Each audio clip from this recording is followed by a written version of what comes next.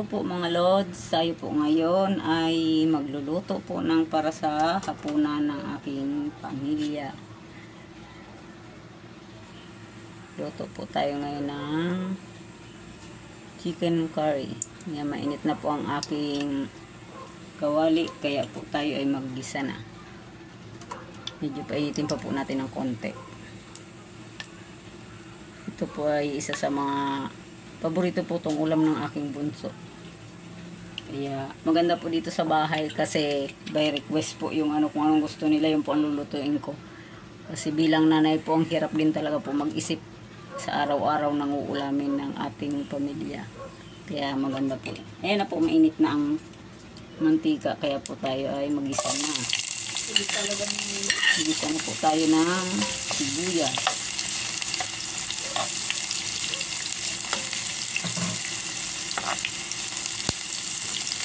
Hintayin lang po natin yung maging translucent.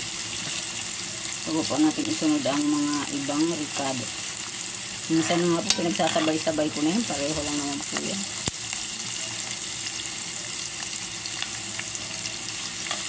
Kasi na po yan. Bisa-bisa pa po. Halo-halo.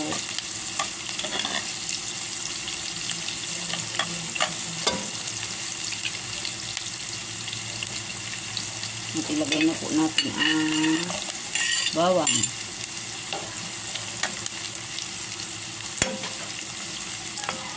Hintayin po natin mag-brown lang medyo yung bawang para mabango rin po talaga.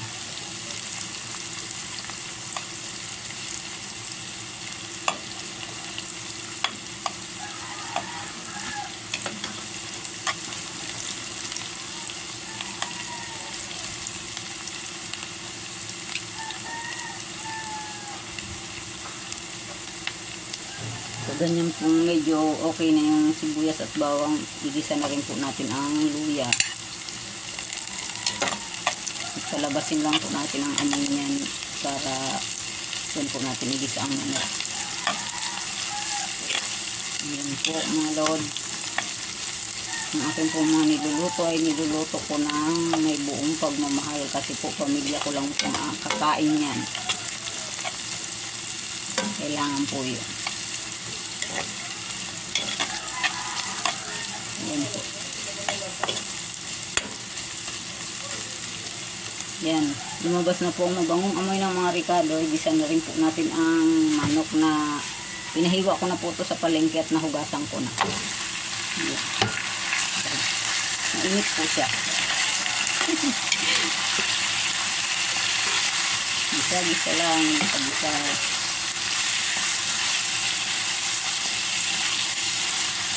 Sabay na rin po natin sa paggisa ang binili kong curry powder sa palengke. Yan po. Kunti lang po yan kasi masyadong maamoy pag sobrang dami po. Minsan po ang ginagamit ko dito yung luyang dilaw. May mga tanong po kasi ako nun. Kaamoy rin po siya ng curry powder. Yan po ay mga lutong bahay lang at ulam sa araw-araw ng ating pamilya.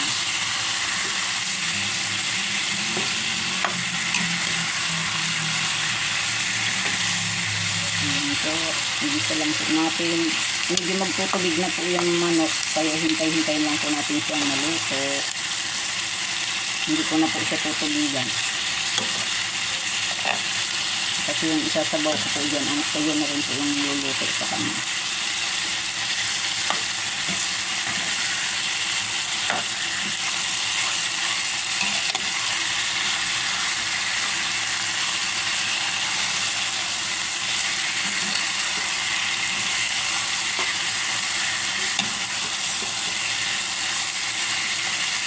Hindi ko na rin po tatakpan kasi nandito lang naman po talaga ako sa harapan. Binabantayan ko na lang yan.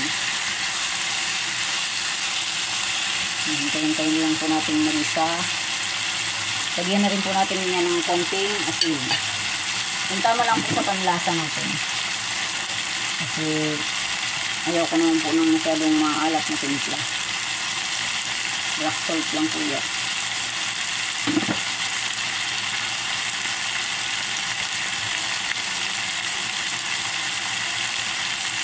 Aray, masip. Masip.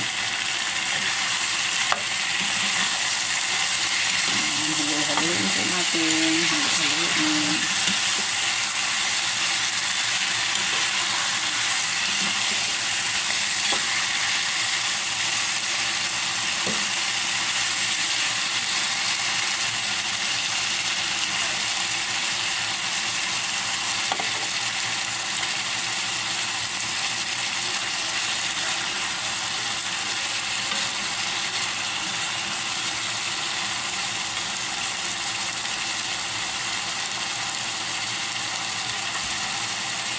Hintayin lang po natin medyo maluto pa yung manok bago ko ilagay yung kanyang gagamitin ko bilang gata gatas.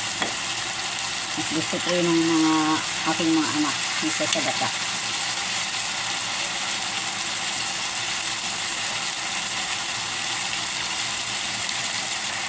Medyo okay na po yan. Ilalagay ko na rin po ng sabay ang carrots at patatas. Hindi ko po siya pinrito.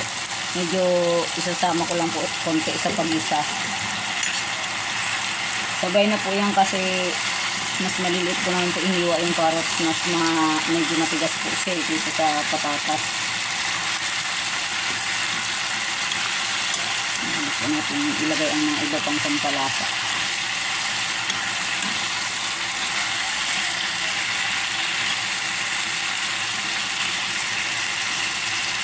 Ayan po.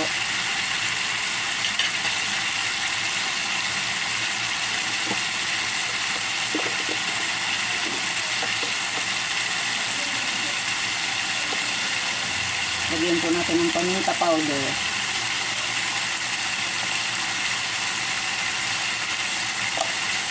Nasa sa inyo po yan kung gaano nilang parami. Ang gusto nyo. Ang kanya-kanya naman po tayong way ng pagluluto. Lagyan na rin po natin ng mga iba pang paminta-lasa.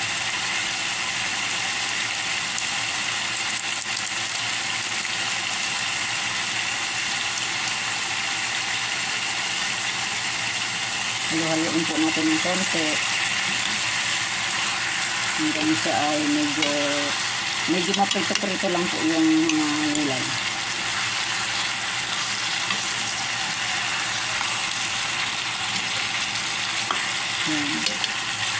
Ilagay na po natin ang kanyang magiging sabaw. Yan po.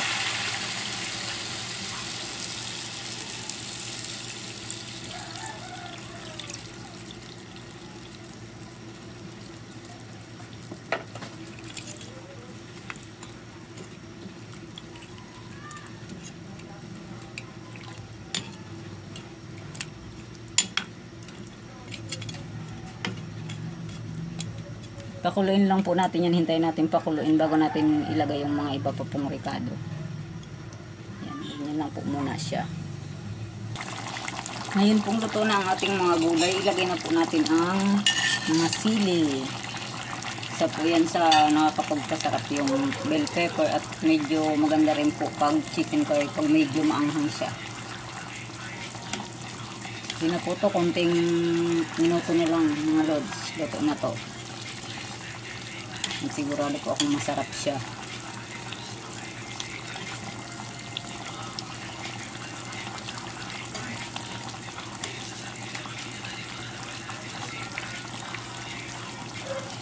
Ilang minuto na lang po. Luto na ang ating chicken curry for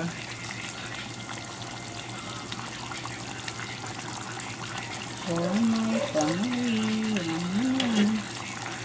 Ito na po, luto na yan siya, okay na po yan. Maraming pong salamat sa panonood ng aking mga simpleng vlog lang naman.